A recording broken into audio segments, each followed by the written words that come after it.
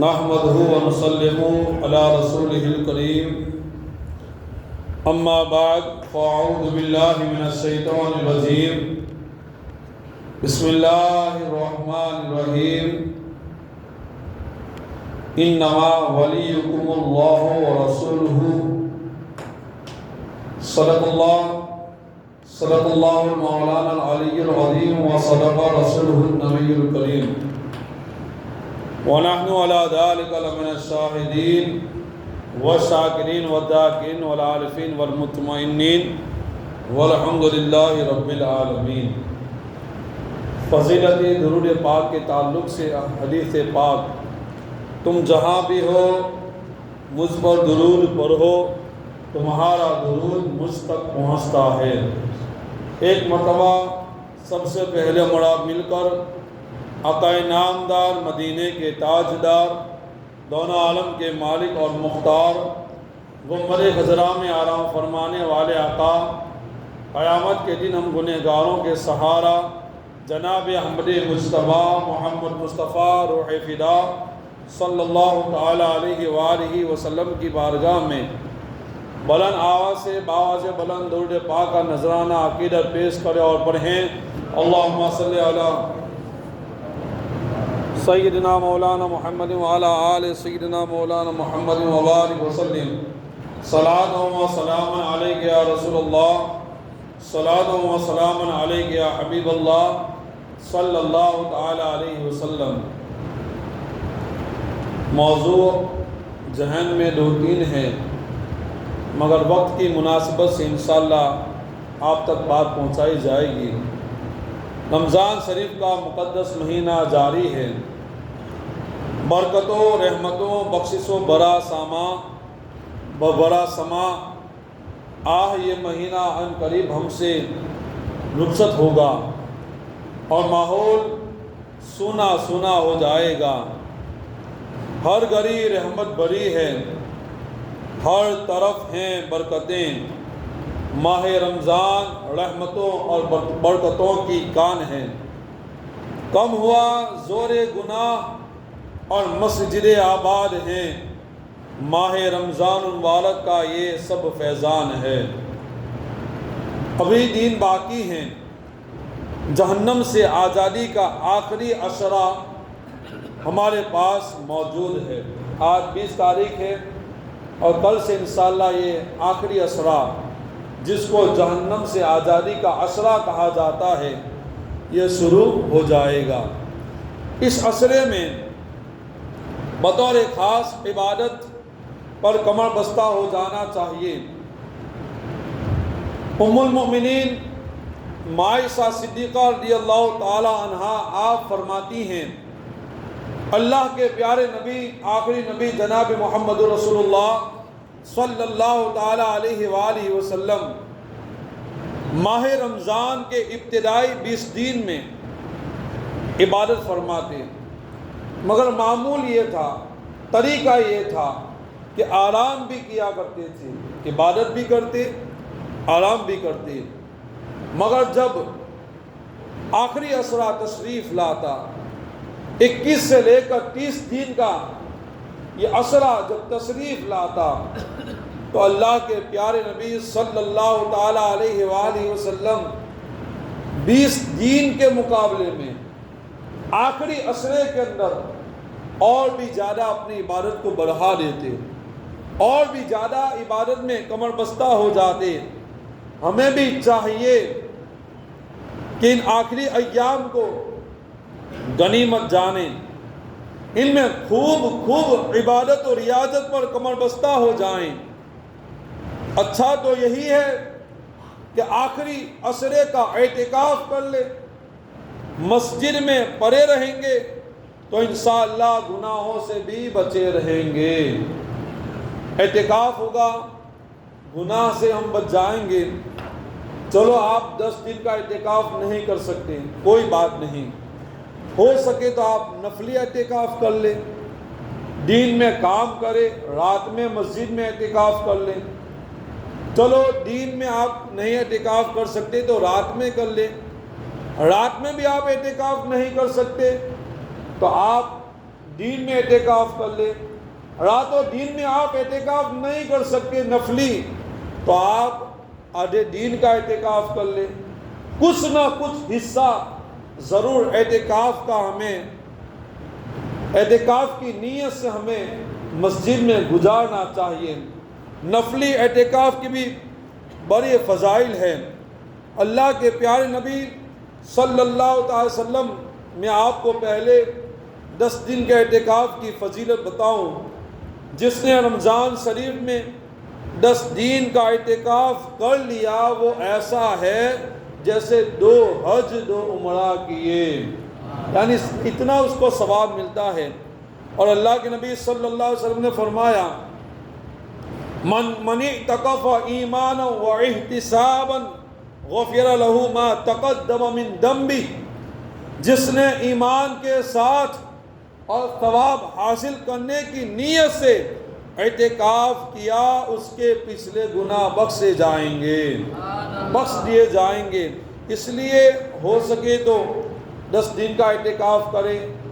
نفلی اعتکاف کی بھی فضیلت ہے. اللہ کے پیارے نبی صلی اللہ تعالی علیہ وآلہ وسلم نے ارشاد فرمایا، جو اللہ پاک کی رضا و خوشنودی کے لیے 1 دن کا اعتکاف کرے گا، اللہ پاک اس کے اور جہنم کے درمیان 3 خندقیں حائل کر دے گا. اور ہر خندق کی مسافت یعنی دوری پورب سے لے کر پچھم تک کا جو فاصلہ ہے اس سے بھی زیادہ بتائی گئی ہے. تو ہمیں چاہیے کہ 1 دن کا اعتکاف تو ہمیں نفلی ضرور کرنا چاہیے. اللہ پاک ہم سب کو زندگی میں بار بار اعتکاف کی سعادتوں سے مالا مال فرمائے. کل 21 رمضان مبارک کا دن ہے اور اس تاریخ کو ایک بہت عظیم شخصیت سے نسبت ہے. آج انشاءاللہ انہی کے تعلق سے باتیں ہوں گی، اور وقت رہا تو انشاءاللہ صدقہ فطر کے تعلق سے بھی آخر میں بات کروں گا. حضرت مولا مشکل کشا حیدر کرار حضرت علی المرتضیٰ کرم اللہ تعالی وجہہ الکریم کی شہادت کا دن 21 رمضان مبارک بتایا جاتا ہے کہ آپ اس دنیا سے 21 رمضان مبارک میں آپ نے شہادت پائی. 21 رمضان شریف مسلمانوں کے 4تھے نمبر کے خلیفہ، مولا المسلمین یعنی مسلمانوں کے مولا، فاتح خیبر، باب مدینۃ العلم حضرت علی المرتضیٰ شیر خدا کا یوم شہادت ہے. ہم ہر صحابی کا تذکرہ کرتے ہیں، چاہے صدیق اکبر کا تذکرہ ہو، چاہے فاروق اعظم کا تذکرہ ہو، چاہے عثمان غنی کا تذکرہ ہو. اللہ کا ہم پر اتنا بڑا فضل ہے کہ ہر صحابی کو ہم بغض کے ذریعہ نہیں بلکہ تعریف کے ذریعہ جانتے ہیں. ہر ایک کی مدح و ثنا ہم کرتے ہیں، ہر ایک کے اچھے کردار کو ہم بیان کرتے ہیں. آج انشاءاللہ آپ کے سامنے مولا علی مشکل کشا، امام حسن اور امام حسین کے ابا حضرت علی المرتضیٰ کرم اللہ تعالی وجہ الکریم کی شان کو میں آپ کے سامنے بیان کر رہا ہوں. اور دیکھو حضرت علی کی شان اور حضرت علی کی خصوصیت کو بھی سماعت فرماؤ. آپ کے شان میں بہت سے احادیث کریمہ موجود ہیں، مگر ایک جو خصوصیت ہے وہ آپ کی یہ ہے، اللہ کے پیارے نبی صلی اللہ تعالی علیہ وآلہ وسلم نے ارشاد فرمایا، النظر الی وجہ علی عبادت، حضرت علی کے چہرے کو دیکھنا عبادت ہے. خاموش بیٹھو گے تو حضرت علی کا ذکر ہو اور ایمانی جذبہ بیدار نہ ہو، یہ ہو ہی نہیں سکتا ہے. آپ صحابہ کے چاہنے والے ہو اور اس میں حضرت علی کا بیان ہو اور ایمان ہمارا جگمگا نہ اٹھے تو یہ ہماری کمزوری ہے. اس لیے سبحان اللہ کا ورد جاری رکھے. حضرت علی کا چہرہ دیکھنا عبادت ہے. اور پہلے نمبر کے خلیفہ حضرت سیدنا ابا بکر صدیق رضی اللہ تعالی عنہ کی یہ عادت کریمہ تھی. آپ کا یہ معمول تھا۔ عادت کس کو کہتے ہیں؟ ایک کام کو بار بار کرنا، اس کو عادت کہتے ہیں۔ سیدنا صدیق اکبر کی کیا عادت تھی؟ سیدنا صدیق اکبر رضی اللہ تعالیٰ عنہ کی عادت یہ تھی کہ حضرت علی کرم اللہ تعالیٰ وجہ الکریم کو ٹک ٹکی باندھ کر آپ دیکھا کرتے تھے، ٹک ٹکی باندھ کر حضرت علی کے چہرے کو دیکھا کرتے تھے۔ اس کی وجہ آپ سے پوچھی گئی، آپ ایسا کیوں کرتے ہیں؟ حضرت علی کے چہرے کو ٹک ٹکی نگاہ سے کیوں دیکھتے ہیں؟ غور کی نگاہ سے کیوں دیکھتے ہیں؟ بڑی توجہ کے ساتھ حضرت علی کے چہرے کو کیوں دیکھتے ہیں؟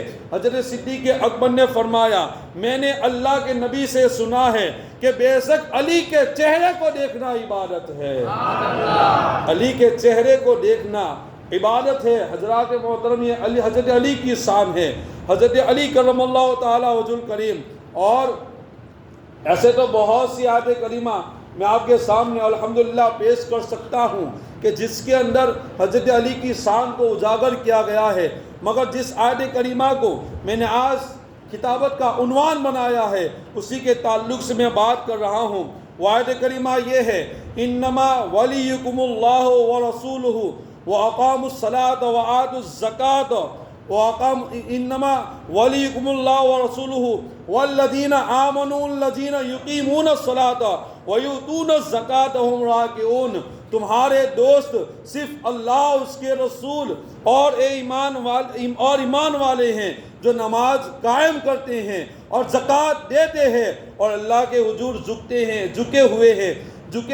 یہ آیت کریمہ کا جو شان نزول ہے وہ حضرت علی کے بارے میں بتایا جاتا ہے۔ اس کا شان نزول کیا ہے ذرا غور سے سنیں۔ شان نزول یہ ہے، ایک مرتبہ آپ رضی اللہ تعالیٰ عنہ نوافل پڑھ رہے تھے، حضرت علی نفلی نماز پڑھ رہے تھے، اتنے میں ایک غریب شخص آیا اور محتاج تھا، کچھ مدد چاہتا تھا۔ مولا علی کرم اللہ تعالیٰ وجہ الکریم نے سیدھے ہاتھ کی چھوٹی انگلی میں انگوٹھی پہن رکھی تھی۔ آپ اس وقت حالت رکوع میں تھے، یعنی نماز کی حالت میں تھے۔ اسی وقت اس سوالی کو اشارہ فرمایا تو اس نے وہ انگوٹھی آپ کے ہاتھ سے نکال لی، یعنی ہاتھ سے نکال لی۔ آپ نماز میں ہیں، انگوٹھی کو نکال لیا۔ پیارے محبوب صلی اللہ تعالیٰ علیہ وآلہ وسلم نے جب یہ منظر دیکھا، ہمارے نبی نے جب یہ منظر دیکھا، اللہ کے نبی نے جب یہ منظر دیکھا تو آپ صلی اللہ تعالیٰ علیہ وسلم نے مولا علی کے اس انداز سخاوت سے خوش ہو کر کہا، یہ اللہ پاک حضرت موسیٰ علیہ السلام نے دعا کی تھی کہ ان کے بھائی ہارون کو ان کا وزیر بنایا جائے، ان کا وزیر بنا دیا جائے۔ یہ اللہ خاتم النبیین صلی اللہ علیہ وسلم کہتے ہیں کہ موسیٰ نے ہارون کے لیے دعا کی تھی، مگر حضرت اللہ کے نبی کہتے ہیں یہ اللہ پاک میں دعا کرتا ہوں۔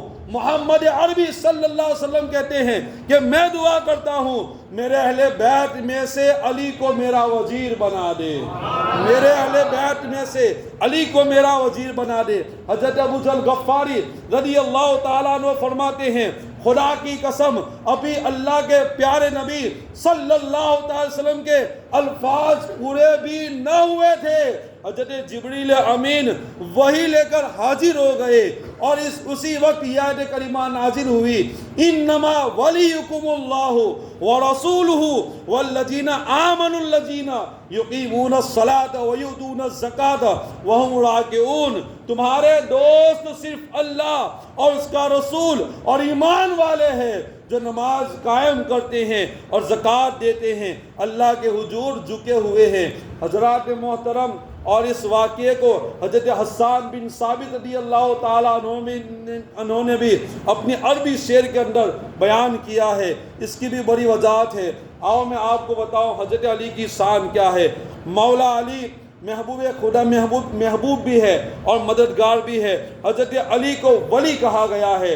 ولی کے کئی معنی ہوتے ہیں، مگر اس آیت کریمہ میں ولی کے دو معنی مراد لیے گئے ہیں، ایک تو مددگار اور دوسرا محبوب اور پیارا دوست۔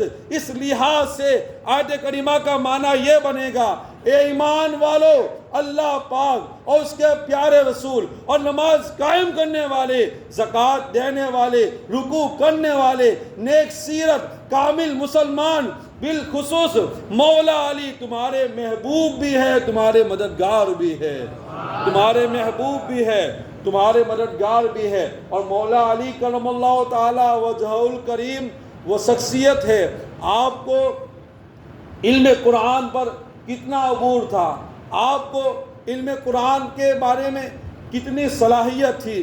سنو، حضرت علی کرم اللہ تعالی وجہ الکریم خود فرماتے ہیں کہ میں حضرت ایک صحابی رسول کا کہنا ہے کہ قرآن پاک 7 حروف کے اندر نازل ہوا۔ ایک حروف کو ظاہر کہا جاتا ہے، ایک حروف کو باطن کہا جاتا ہے، ایک حرف کو ظاہر اور ایک حرف کو باطن کہا جاتا ہے۔ حضرت علی کرم اللہ تعالی وجہ الکریم کے تعلق سے یہ بات کتاب میں لکھی ہے کہ حضرت علی فرماتے ہیں میں علوم قرآن کے ظاہر کو بھی جانتا ہوں، علوم قرآن کے باطن کو بھی جانتا ہوں۔ یہ حضرت علی کا علم ہے۔ اور حضرت علی خود کہتے ہیں کہ قرآن پاک کی کون سی آیت کریمہ کہاں نازل ہوئی، کس وقت نازل ہوئی، کس لیے نازل ہوئی، یہ سارا علم اللہ نے مجھے عطا فرما دیا ہے۔ یہ باب العلم کی میں بات کر رہا ہوں، علم کے دروازے کی میں بات کر رہا ہوں۔ اور حضرت علی سے پوچھو اتنا علم آپ کو آیا کہاں سے، اتنا علم آپ کے پاس آیا کہاں سے؟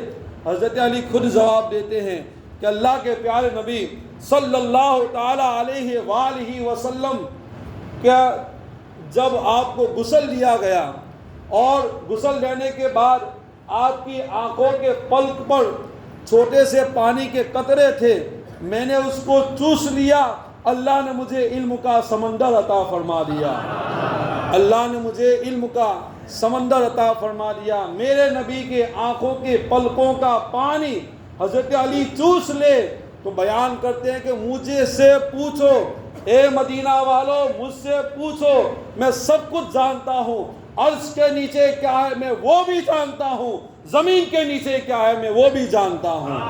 اتنا علم حضرت علی کرم اللہ تعالی وجہ الکریم کو اللہ تبارک و تعالیٰ نے عطا فرمایا۔ اور حضرت علی نے ایک مرتبہ علم کی بات کرو، صرف علم کی، حضرت علی نے ایک رات بسم اللہ الرحمن الرحیم کے با پر بیان کو شروع کیا تو با کے اوپر صرف آپ نے اتنا تبصرہ کیا، اتنا تبصرہ کیا کہ پوری رات ختم ہو گئی۔ اور حضرت علی کہتے ہیں اگر رات ہوتی تو میں اور بھی اس کو بیان فرما دیتا، اور بھی میں اس کو بیان فرما دیتا۔ حضرت علی کہتے ہیں کہ سورہ فاتحہ کی صرف تفسیر میں لکھ دوں، سورہ فاتحہ کی تفسیر میں صرف لکھ دوں تو 70 اونٹوں کے اوپر اس کی کتاب کو لاد لیا جائے، اتنا علم مجھے اللہ نے عطا فرمایا ہے۔ یہ حضرت علی کرم اللہ تعالی وجہ الکریم کی شان ہے۔ آپ کی شہادت ہے کہ 21 رمضان مبارک کو ہوئی، مگر یہ گھرانہ بڑا نرالا گھرانہ ہے۔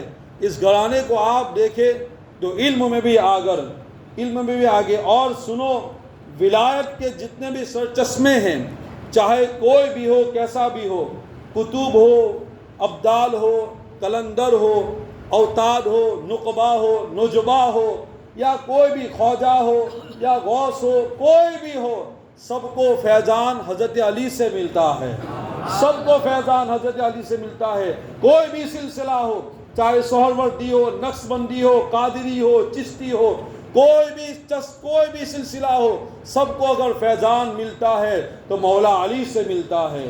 مولا علی سے ہم پیار کرتے ہیں۔ حضرت علی کرم اللہ تعالی وجہ الکریم وہ ذات ہے الحمدللہ کہ آپ کی علم و حکمت کے اگر باتوں کو بکھیرا جائے، پیش کیا جائے تو وقت میں گنجائش نہیں رہے گی، اتنی ساری آپ کی باتیں ہیں۔ درود پاک پڑھیں، اللہم صلی علی سیدنا مولانا محمد وعلی آلہ سیدنا مولانا محمد وسلم۔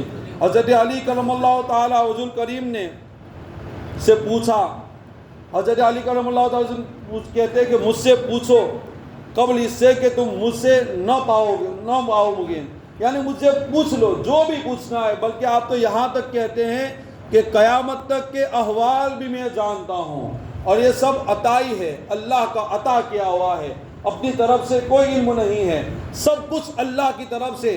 اللہ تبارک و تعالیٰ نے اللہ کے نبی کو عطا، اور اللہ نے اپنے نبی کو عطا کیا، اور اللہ کے نبی نے ان صحابہ کرام کو عطا فرمایا۔ اپنی طرف سے کوئی ذاتی کوئی مالک ہے تو صرف وہ اللہ تعالیٰ ہے، ورنہ اللہ کے عطا کرنے سے، اللہ کے دینے سے ایک معمولی عالم جب اپنے علم کو، اپنے جوہر کو لوگوں کے سامنے پیش کرتا ہے تو لوگ دنگ رہ جاتے ہیں، اس کے پاس کتنا علم ہوگا، اس کے پاس کتنی صلاحیت ہوگی، اس کے پاس علم کا کتنا مواد ہوگا۔ جب ایک عالم کو سن کر ہم دنگ رہ جاتے ہیں، یہ عالم نہیں ہے بلکہ یہ ولایت کے تاجدار ہے، یہ عالم نہیں ہے یہ باب العلم ہے، یہ عالم نہیں ہے بلکہ سب سے بڑے صحابی جن کا مرتبہ یہ ہے، عثمان غنی کے بعد جن کا مرتبہ سارے لوگوں میں اونچا ہے، ان کے علم کا اندازہ کون لگا سکتا ہے؟ اور حضرت علی رضی اللہ تعالیٰ عنہ وہ شخصیت ہے الحمدللہ کہ آپ ہر جگہ میں آپ دیکھیں گے، ہر اعتبار سے آپ دیکھیں گے، آپ کی مثال نہیں ملتی ہے۔ جنگ بدر میں آپ لے لیجئے، حضرت علی کی مثال نہیں ملتی ہے۔ جنگ خیبر میں آپ لے لیجئے، آپ کی مثال نہیں ملتی ہے۔ ہجرت کے راستے میں آپ دیکھ لیجئے، حضرت علی کی مثال نہیں ملتی ہے۔ اسی طریقے سے علم قرآن کو سمجھنے میں حضرت علی کی مثال نہیں ملتی ہے۔ اسی طریقے سے فیصلہ کرنے میں عجیب و غریب آپ کے فیصلے ہوا کرتے تھے، اس میں بھی آپ کا مثال کوئی نہیں ملتا ہے۔ ہر اعتبار سے مولا علی کرم اللہ تعالیٰ حضور کریم کو اللہ نے بڑی شان عطا فرمائی تھی، اللہ نے بڑا مقام عطا فرمایا تھا۔ آپ کی پیدائش بھی نرالی ہے کہ آپ کعبے کے اندر پیدا ہوتے ہیں، آپ کعبے میں پیدا ہوتے ہیں، آپ کعبے کے اندر پیدا ہوتے ہیں، اور آپ کی شہادت بھی عجیب ہے کہ کعبے میں پیدا ہوئے اور اللہ کے گھر میں آپ نے شہادت کا جام نوش فرمایا۔ یہ آپ کی شان ہے۔ اور حضرت علی کرم اللہ تعالیٰ حضور کریم کی اور بھی بے شمار شانیں ہیں، وقت نہیں ہے ورنہ اس کو بھی اور بھی میں واضح کرتا۔ ہم سارے صحابہ سے ہمارا عقیدہ سنو، دھیان دے کر سنو اور کان کھول کر سنو۔ ہم سارے صحابہ سے پیار کرتے ہیں، سارے صحابہ کی عزت کرتے ہیں۔ ہم کسی کی شان میں ایک ذرہ برابر بھی کرنا گوارا تو کیا سوچ بھی نہیں سکتے ہیں۔ ہم ہر ایک کو اپنے اپنی فضیلت کے اعتبار سے یاد بھی کرتے ہیں اور ہمارے اولاد کو بھی اس کی تعلیم دیتے ہیں کہ اسی طریقے سے تم ان صحابہ کرام کو یاد کرنا، ان کی یاد مناتے رہنا۔ اللہ ہمیں ان صحابہ کرام کے صدقے میں ہمیں ہمیشہ ان عقائد پر قائم و دائم رہنے کی توفیق رفیق عطا فرمائے۔ فطرے کے تعلق سے انشاءاللہ دو باتیں عرض کر کے میں اپنی بیان کو ختم کرتا ہوں۔ درود پاک پڑھیں، اللہم صلی علی سیدنا مولانا محمد وعلی آلہ سیدنا مولانا محمد مبارک وسلم۔ صدقہ فطر یہ واجب ہے، صدقہ فطر ادا کرنا یہ واجب ہے۔ عید کی نماز سے پہلے ہمیں صدقہ فطر نکال دینا یہ مسنون ہے، یعنی سنت ہے۔ مگر اگر کسی کا صدقہ فطر رہ گیا تو وہ عید کے بعد نہیں بلکہ پوری عمر میں بھی جب بھی ادا کرے گا وہ ادا ہو جائے گا، یہ قضا نہیں ہوتا ہے۔ جیسے ظہر کی نماز آئی، ظہر کا نماز کا وقت چلا گیا تو ظہر کی نماز قضا ہو گئی تو یہ قضا ہو گئی، مگر صدقہ فطر کا جو ٹائم ہے وہ پوری زندگی ہے۔ آپ نے اگر پچھلی عمر کے اندر اپنا صدقہ نہیں نکالا ہے، آج بھی اگر آپ ادا کر دو گے تو انشاءاللہ وہ ادا ہو جائے گا۔ اس کے لیے روزہ رکھنا بھی شرط نہیں ہے۔ معاذاللہ اللہ کی پناہ بہت سے بے روزگار لوگ ہیں جو روزہ نہیں رکھتے ہیں، مگر یاد رکھیں صدقہ فطر آپ کو بھی نکالنا پڑے گا۔ آپ کے بچے کا نابالغ بچہ اگر آپ کی پرورش میں ہے تو اس کا بھی باپ کے ذمے ہے کہ وہ اپنا صدقہ فطر اور اپنی طرف سے چھوٹے بچے کا بھی صدقہ فطر نکالے۔ صدقہ فطر گیہوں کے اعتبار سے 2 کلو 47 گرام ہے، کھجور کے اعتبار سے۔ اور یاد رکھو صرف چھوٹی چھوٹی باتوں میں نہ رہو، اللہ نے اگر آپ کو نوازا ہے تو اونچا صدقہ نکالو، اونچا۔ یہ کیا گیہوں کر کے صرف ہر سال نکالتے رہتے ہو؟ صدقہ فطر صرف گیہوں کا نہیں نکلتا ہے، صدقہ فطر کھجور کا بھی نکلتا ہے، صدقہ فطر جو کا بھی نکلتا ہے، صدقہ فطر کشمش جس کو ہم دراک کہتے ہیں اس کا بھی، کالی دراک جو آتی ہے اس کا بھی نکلتا ہے، مگر اس کا وزن الگ الگ ہے۔ گیہوں کے اعتبار سے آپ صدقہ فطر دیکھو گے تو 2 کلو 47 گرام ہے، اور جو اور کھجور اور کشمش کے ذریعے آپ دیکھو گے تو اس کا فطر 4 کلو، ایک قول کے مطابق 47 گرام ہے، ایک قول کے مطابق 97 گرام ہے، 2 قول پائے جاتے ہیں۔ تو آپ کو اللہ نے اگر نوازا ہے تو آپ اپنا اچھا صدقہ فطر ادا کریں، اور صدقہ فطر وہی لے سکتا ہے جو زکوٰۃ لینے کا حقدار ہے۔ یہ خاص طور پر مسئلہ یاد رکھیے، آپ ہر کسی کو صدقہ فطر نہیں دے سکتے، یہ بھی یاد رکھیے، یہ بھی ضروری ہے۔ وہی شخص لے سکتا ہے جو زکوٰۃ لینے کا شریعت کے مطابق حقدار ہے، وہی صدقہ فطر لے سکتا ہے۔ اور ہماری عوام کے اندر، بلکہ ہر گاؤں کے اندر غالباً یہ غلط فہمی پائی جاتی ہے کہ یہ مسجد کے امام کا صدقہ فطر، یہ سحری اٹھانے والے کا صدقہ فطر، یہ مسجد کے مؤذن کا صدقہ فطر، یہ کفن پہنانے والے کا صدقہ فطر، یہ قبر کھودنے والے کا صدقہ فطر، یہ غسل دینے والے کا صدقہ فطر۔ یاد رکھیے، ان باتوں سے شریعت کا کوئی تعلق نہیں ہے، یہ شرطیں نہیں ہیں جو آج ہم نے سمجھ رکھی ہے۔ یہ بہت بڑی غلط فہمی کے اندر معاشرہ پل رہا ہے، آگے بڑھ رہا ہے، اور اپنے بچوں کو بھی اس کی طرف لے جا رہا ہے۔ اس لیے شریعت کے اعتبار سے جو لوگ مالک نصاب نہیں ہیں، جن کے پاس 653 گرام یا 612 گرام چاندی نہیں ہے، اتنی مالیت نہیں ہے، اس کو فقیر کہا جاتا ہے۔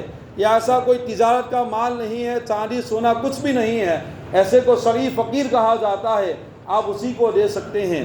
ہاں، اگر کوئی ایسا امام ہے کہ جس کے پاس مالک نصاب کی پوری رقم نہیں ہے، کوئی ایسا مؤذن ہے کہ جس کے پاس مالک نصاب ہونے کی پوری رقم نہیں ہے، اور کوئی ایسا قبر کھودنے والا ہے کہ جس کے پاس یہ مالیت نہیں ہے، تو آپ اس کو بلا جھجک دے سکتے ہیں، مگر شریف فقیر سمجھ کر دینا ہوگا۔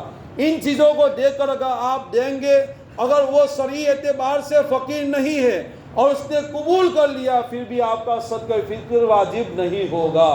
یہ یاد رکھیے، ان باتوں کو آپ یہ نہ بنائے کہ اس اعتبار سے میں دینا، اس اعتبار سے میں دینا، اس اعتبار سے میں دینا ہے، یہ ہماری غلط فہمی ہے۔ بات بہت لمبی ہے، مگر وقت ہو چکا ہے۔ اللہ تعالی ہمیں ان مسائل پر عمل کی توفیق عطا فرمائے۔ سنی دعوت